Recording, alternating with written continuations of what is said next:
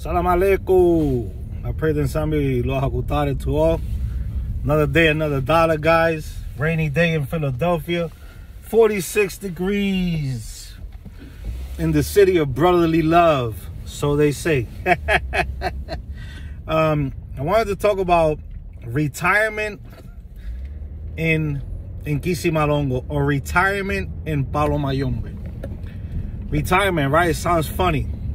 Like when you have a job and you work for X amount of time and years, and it gets to a point where you'll retire from that job, you understand?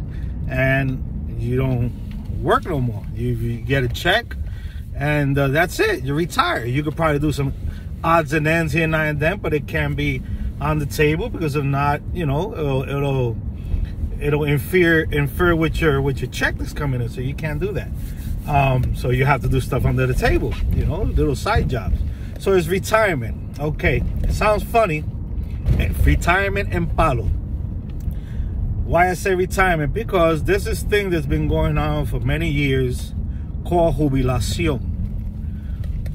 The translation of Jubilación in English is retirement. Cuando tú te jubilas is when you retire. Cuando te retira, te jubilaste. That's what it means, retirement. So if you hear this word, yo me jubilé, or yo me jubilé en el Palo, or yo estoy jubilado, then now you will understand. Now, what it means. It means that a person, a lot of times, this happens to people that they are taught that they cannot get initiated because they already have done ocha. They already crowned ocha in their lady, in their head, you know, they're already crowned. So they cannot go through a physical initiation with enkimba, you know, with initiating, which has to do with scratching and markings. This is not the case. And a lot of times what they do this to is to people also that are of the same sex. They prefer the same sex as partners. They do this a lot to them. But my question to you guys is, if you never were initiated in Kisimalongo, in Palo, Palomonte, Palomayumbe, how are you going to retire from something that you never have been in? So what they usually do is they don't do no cuttings. Well, the big majority, because I have heard that they do some cuttings on people's skin some places, but the majority, what they do is they use the eggshell, the white eggshell powder. It looks like a chocolate, call it cascarilla. They'll use that. And they'll put certain markings on you, and supposedly you retired, you did what the spirit wanted you to do, to complete that step in your life, but that you jubilao. You can't practice that. From my understanding, there's no such thing as that, as I just explained. If I never worked in my life in a job, how can I retire? How can I retire from that job? How am I going to receive a check from a place that I never worked from or worked at? How is the government going to know when there's no paperwork on all the taxes that I paid? 401k plan, you know, medical, how?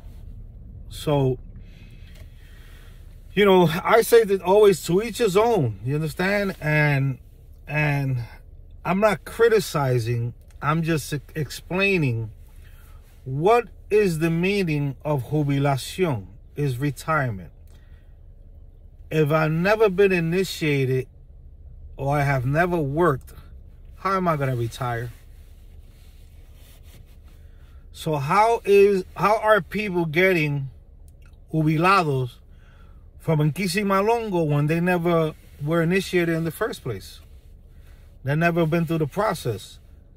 And they just do these symbols on you, or crosses, wherever they may do it, and then now, tu estás jubilado. Now you completed that path, supposedly, that you had to complete, but that's it. You didn't have to go through initiation. Now you're retired. Ah, man, that just doesn't make no sense. Doesn't make no sense at all. It's something made up, for my understanding. I don't practice that. I don't believe in that. But like I said, all power to those who do it. But at the same time, to me, that's a farce. There's no such thing as